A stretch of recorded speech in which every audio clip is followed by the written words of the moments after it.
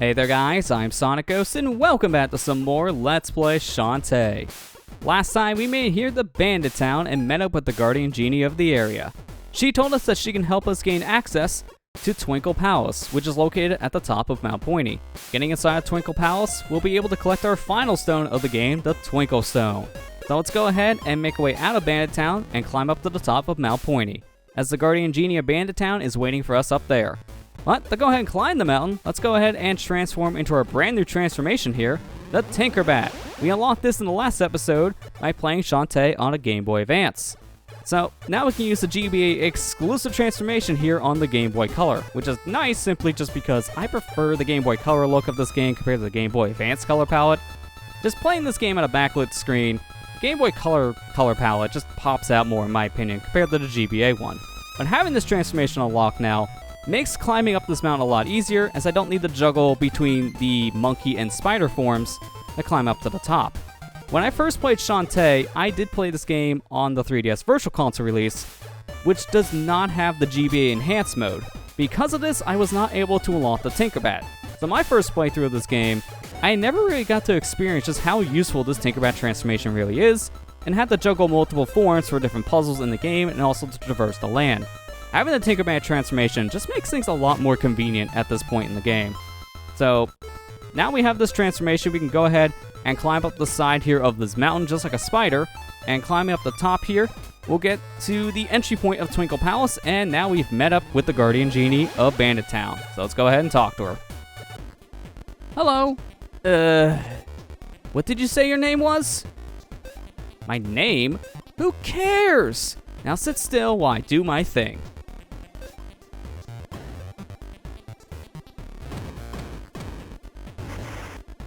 Thanks!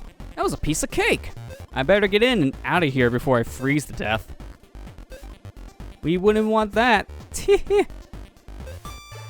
I mean, you two are right. It is very cold out here. We're wearing next to nothing that can keep us warm, so let's go ahead and enter our next labyrinth here in the game. Welcome to Twinkle Palace. Immediately here, I'm going to go ahead and transform into the Tinkerbat, as in this room, we need to use either the Tinkerbat or the elephant transformation for a puzzle.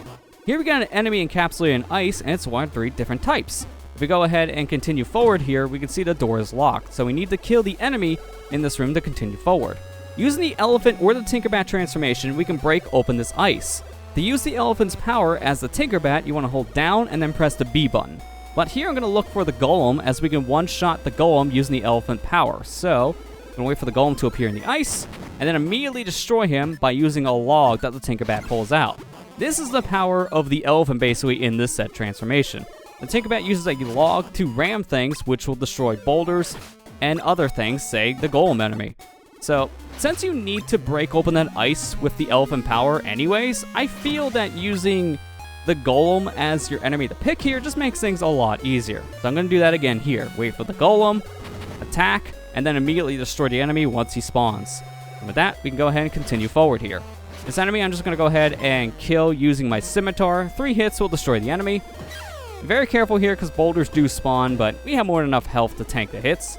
And here we got a little bit of a puzzle. We got to go ahead and match this image up to be the same thing. So here we got an enemy in the game. We need to go ahead and match all its pieces to make something more of a cohesive image. By doing so, you will unlock a key. There you go. Now we got ourselves a key. Let's go ahead and get out of here. I will say I do love the running animation of the Tinkerbat just simply because he's very excited. It's very weird when you look at it like this. It's a goofy running animation. I'll definitely say that much. But the fact that he has a scimitar also makes combat a lot nicer here. If you haven't found the monkey talisman and don't have the attacking ability of the monkey, having this ability for the Tinkerbat right away, it makes things so much better, because now you don't have to flip-flop between transformations just to attack things. You can stay in a transformation and attack enemies. Speaking of transformations, we want to go ahead now and transform into the monkey here, as if we fall down to the left side of this cliff, there's a little hole in the wall we can climb inside of with the monkey. Doing so gets you a warp squid.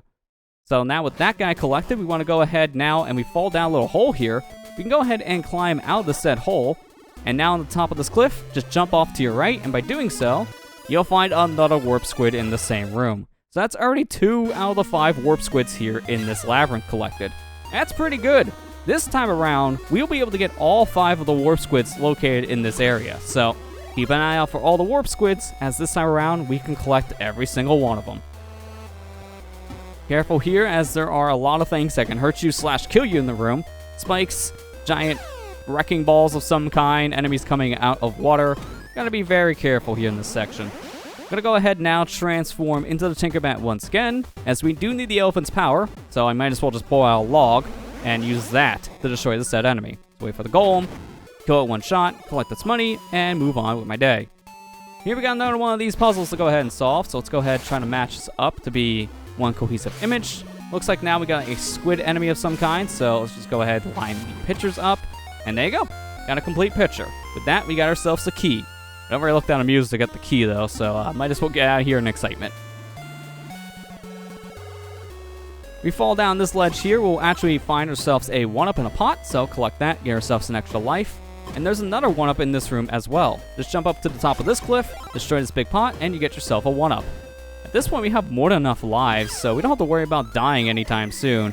If we do, we're not going to be game overing in this game anytime soon. It'll take a long time to game over. So let's just go ahead and avoid these enemies here and make our way over to the left side of this dungeon now. From here, just go ahead and be careful of these enemies. Try to jump around them if I can, because I don't really need to fight them. Just leave those guys on their own accords. Heading out of this room here, this is where we can go ahead and use our key. And now we're going to transform back into Shantae's normal form, but I swear, when you use a key as a Tinkerbat, it locks up your controls for a minute, and I'm not exactly sure why it does. Also, this is kind of a cruel trap because we almost fell right into the spikes just by sliding down the required path. Thanks, game. So, here we got some launchers. We go ahead and press any direction on the D-pad to launch ourselves in a set direction, but if you stay in one of these for too long, you will get spat out. So here, let's go ahead and go left, down, left, up, right. And then we get into a little secret path. We go up, left, down, left, down, left, and then up. And there you go. We made our way into a little secret passage here, which is the required way for us to go.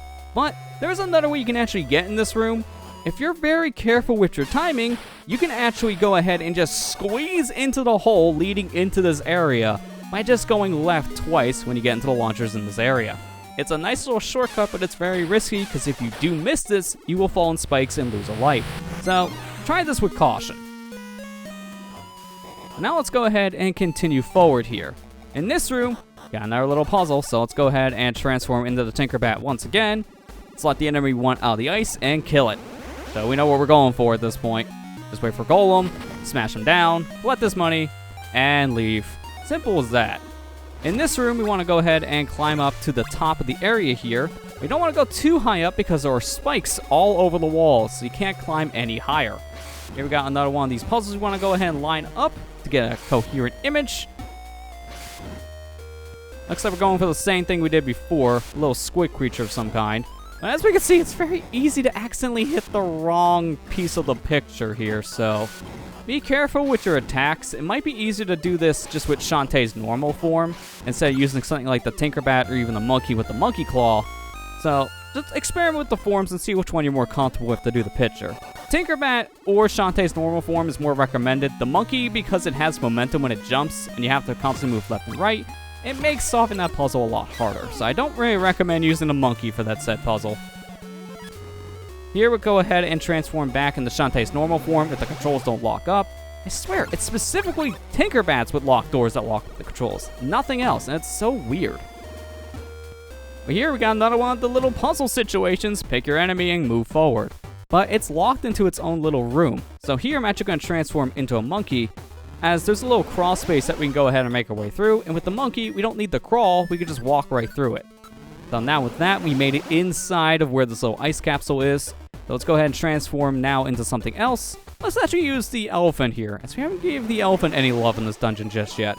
So we wait for the golem, tap the golem, and with that, let's get out of here. This room looks deadly, but it's another launcher puzzle. So here we want to go up, left, up, right, down, right, up,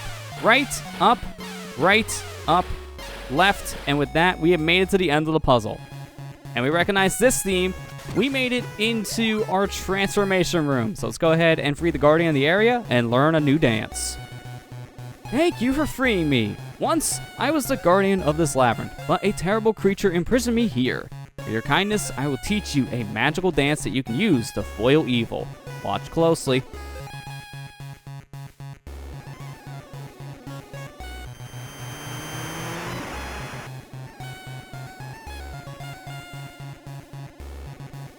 You can review the dance moves on your sub-screen. Practice hard and never forget them.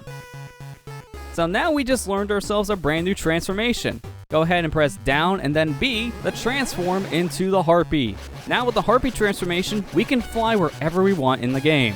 So now with this, we can go ahead and finish up this dungeon. Although for some reason, and I don't understand why this happens, when you enter the transformation unlocking room here and then leave it, it changes the dungeon theme. So we went from dungeon theme number 2 to dungeon theme number 1. I don't know why that happens, and it only happens here. It's really odd, but hey, out of the 2 different dungeon themes, this is the one I do prefer the most, so I'm fine with this. This is a glitch that I'm actually happy about. So here, let's go ahead and transform into our harpy, because we want to fly to the very top of this room. So go ahead, transform into our new bird transformation here, and just fly straight to the top. In order to fly, you need to constantly hit the jump button here, so it could be a little tiring after a while. And another issue with the harpy is that you do have a lot of momentum to this form. You can't transform back into Shantae's normal form until you're at a dead stop. And with how much momentum the harpy has, that could take a little bit. So if you want to fly easier, just keep on pressing left and right on the D-pad, which will make things a little more easy on you when it comes to controls. But down in this little crevice area, we got a warp squid just sitting out in the open. Well, not really in the open, it's more hidden. Okay, you know what, I'm gonna stop all behind. Just go underneath the crevice. Monkey makes it easier. Warp squid located underneath. Be very careful in this room because there's a lot of things in here that can easily attack us blindly, whether it be spikes just off screen because of how the camera is, or wrecking balls just coming out of the mouse. We just gotta be very careful here. Go ahead and transform into a harpy, as just using the harpy at this point makes platforming a non-issue in the game.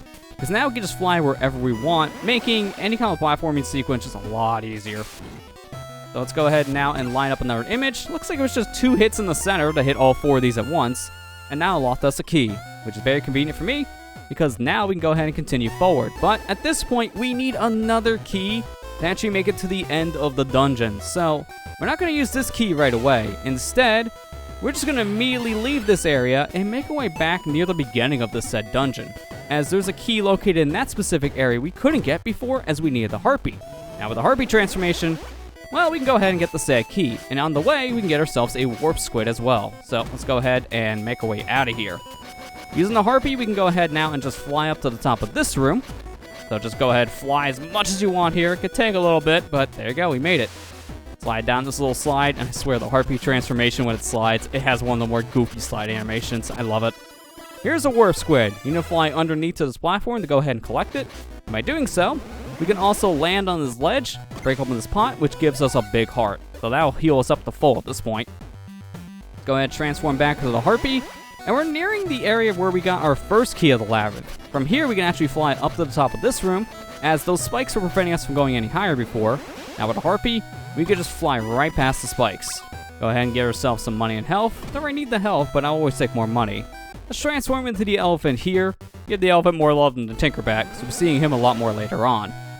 Wait for the golem. Attack the golem. Easy as that. Just a more consistent enemy for me to kill because of how easy it is to kill with the said elephant form. Here looks like we got ourselves, I think this is a crab enemy. And if it looks things, that is the case. Lining up the picture, we get ourselves a key. At this point, we can go ahead and make our way to the boss of the said labyrinth, as now we have all of the keys needed, but there's one more warp squid we need to collect. Thankfully, for our sake, that warp squid is on the way to the boss. So, we can just make our way over to the said boss fight and get a warp squid on the way. So, let's go ahead and do that. Unfortunately, for our sake though, we're gonna have to really backtrack now, because you had to backtrack to the beginning portion of the dungeon to get a key. Now, once you have the said key, you gotta backtrack all the way to where we were previously with those launcher puzzles. So it's gonna take a little while to actually get back to where we need to be, but once we're back, then we can beeline our way over to the boss room. Let's go ahead here and transform into the harpy, as the harpy transformation will just make our travel a lot easier. We can also skip all the hazards in this room, which helps a lot too. And we don't even need to do the launcher puzzle here now. We can just use the harpy to fly to the top of this room. But we're going to make some pit stops on the way, because we got some potches sitting on ledges here. In this room, there are 2 1-ups that you can go ahead and collect. So if you're low on lives at this point, take advantage of getting the 2 1-ups in this room to restock you to somewhat of a safer life count, depending on how many lives you lost at this point in the game. Let's go ahead now that we got the lives and transform back into the harpy and climb up to the top of the room. I kind of missed that money there because I waited a little too long. It does despawn after a couple seconds being on the ground, but at this point, money's really not an issue anymore. We don't want anything else we need to buy from the shops. If we're buying anything, it's consumable items at this point, so money's not really a concern for me at this point. If I lose it, it's not that big of a deal. Let's go ahead and make our way into our next set of rooms here, which will lead us to the boss of Twinkle Palace. Flying up to the top of this room here, keep an eye out to your left, because on the way up is a warp squid just sitting in the corner. With that, we got all 5 of the warp squids in the dungeon. So now we have 100% completed Twinkle Palace. Let's go ahead and transform back into Shantae's normal form, as here we got some pots we can destroy for some health. By doing so, we are ready to tackle the boss fight of Twinkle Palace. This looks like the place. There's a Twinkle Stone, but no sign of Risky Boots. Did she give up after losing the first 3 stones to me?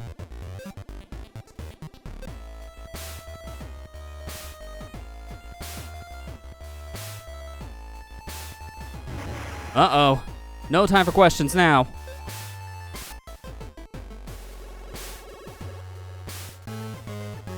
Meet the boss of Twinkle Palace, the Dragon Rider. What we need to do here is transform into the harpy, and we want to bounce on this guy's head. Bouncing on this guy's head 3 times will cause the dragon to fall to the ground, and then we can start doing damage to the boss. The problem is, on the other hand, with this, is actually getting on top of the guy's forehead to knock him down. It can be a little annoying if you want to be honest here, but try to stay a little low to the ground and bait him towards the ground specifically, as this will make bouncing on the guy's head a lot easier. The higher you're up in the room, the higher this guy will go, so you don't want to go too high up.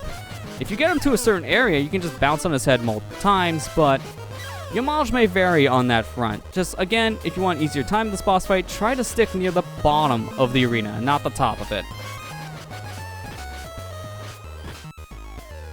Let's go ahead and transform back into Shantae's normal form, and let's use some of our upgrades that we have to just drill kick this guy to death, as this will do more damage. The Dragon Rider will be on the ground for only a short amount of time, so you gotta take full advantage of this. Let's go ahead and transform into the harpy and fly back up and bounce on this guy's forehead a couple times. Got a nice rhythm going there. Knock the guy down. Go ahead and just drill kick him a couple times here. Do some massive damage. And now transform to a harpy once again. As you can see at this point, this boss fight's pretty formulaic. Transform to the harpy, bash him down, do some damage in normal form, and just rinse and repeat.